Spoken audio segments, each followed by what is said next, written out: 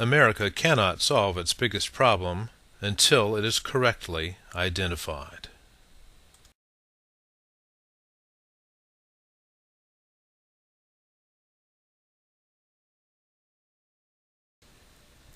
How Americans answer the following question is very important. How you answer the following question is very important. In fact, it could make the difference between whether this country succeeds or fails. What is America's biggest problem? Some might say it's having Barack Obama in the White House, or the Democratic Party in control of Congress. Some would say high taxes, or the economy, or the special interests lobbying in Washington. But these are only symptoms of the real problem. The real problem has two parts that are so closely related they might as well be treated as one. The first is that the American people no longer have the high character necessary for self-rule. The second is that the people have neglected the rule of law, allowing government to exceed its intended size and powers. Practically every other problem our nation faces is a result of the first and second problem I just mentioned.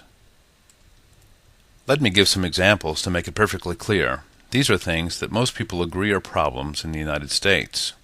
Increased governmental regulation, higher taxes, inflation, certain laws not being enforced, corruption in government, special interest having control over Washington, deficit spending, loss of certain civil rights, incessant war, a decline in education, the police state, and the nanny state. All these things fit together into one big obstacle to progress in the United States, and yet we have a nasty habit of focusing in the wrong places as we try to reform things. The press and our politicians are always talking about the symptoms and not the root. Where we should be focusing our attention is at the foundation, at the character of the people and the rule of law. Henry David Thoreau was right when he said there are 1,000 hacking at the branches of evil to one who is striking at the root. This is the intent of the rule of law revolution, to get back to the fundamental problems and fix them so that we can actually get something done. So just what is the rule of law? It is the political philosophy by which a society recognizes that it can protect itself from the harmful whims of both the people and the government by subjecting both to a system of just and hard-to-change laws.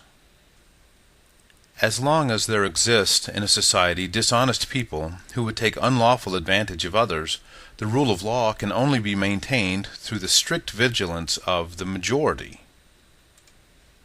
In America, a steady decline in the rule of law can be witnessed from as far back as the 1800s. That decline is now accelerating to a point where a collapse must be considered inevitable, barring a swift and decisive reform by the people. To put it very simply, the problem is that we no longer follow our Constitution strictly on the federal level. Also, many of the states no longer follow their constitutions, and the counties and cities no longer follow strictly the charters that establish them. Let's talk about the federal government for a few minutes. Few Americans realize just how out of hand it has gotten. The federal government was given only a very finite set of powers in the Constitution. Let's imagine them having been put in a cage with the Constitution being the bars around them. And why? Because the framers of the Constitution recognized that government is, by its very nature, a dangerous business. So they built a government inside a cage of principles and told the people to keep watch, but the people did not. And now, 200 years later, our federal government has done thousands of things that are illegal for it to do. Perhaps there is no easier way to illustrate this than simply to show how government has built itself far beyond the original blueprint of the Constitution, and it has done so without going through the proper channels to have the states amend the Constitution, allowing for that growth. Here are some examples of federal departments that were built even though the Constitution does not allow for such.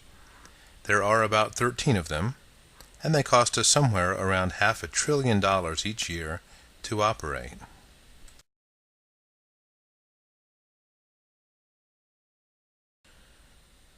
And here is a list of federal agencies that are also unauthorized.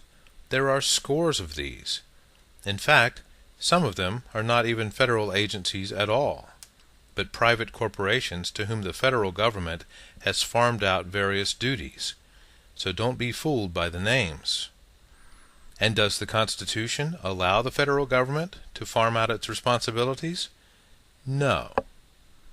So what we have here is a situation in which new powers have been assumed and have been doled out to new agencies, some of which are being run for a profit by their private owners. Somebody is personally benefiting every time a new governmental regulation is put upon the American people or the American businesses. This is not being done for principle, but for profit. Even in the case of things that sound like they are principles-based, such as health and human services, billions and billions in profits for private individuals and corporations are being produced as a direct result of illegal governmental intervention in such matters. Government no longer serves all the people. It only serves the elite who are favored enough to have their businesses protected and promoted by governmental laws and regulations. And where are the American people in all this? They are overwhelmed because of how difficult it would be to understand all the particulars of this mess.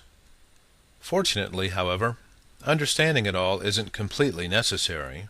Instead, we could simply fix it by putting government back in its box. And what would that take? It would mean that we'd have to replace the majority of the U.S. House of Representatives and the U.S. Senate. The House is the first step. There are 435 members, so it takes 218 to have a majority. Therefore, we must find 218 candidates who will vow ahead of time to restore the federal government to the rule of law, and then we must help them get into office. Many will, no doubt, promise to go and help and make things better, but that simply has not been working. The same Democrats and Republicans are always being reelected by the confused citizens, and this continues to lead us downhill. No, we need a new breed of candidate, one that will shun the traditional partisan lawlessness and restore the Constitution to the American government.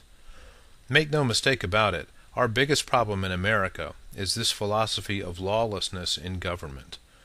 Government has snapped its leash, and it is now feeding on the people. It is feeding on you. And if this doesn't bother you much yet, just wait a while.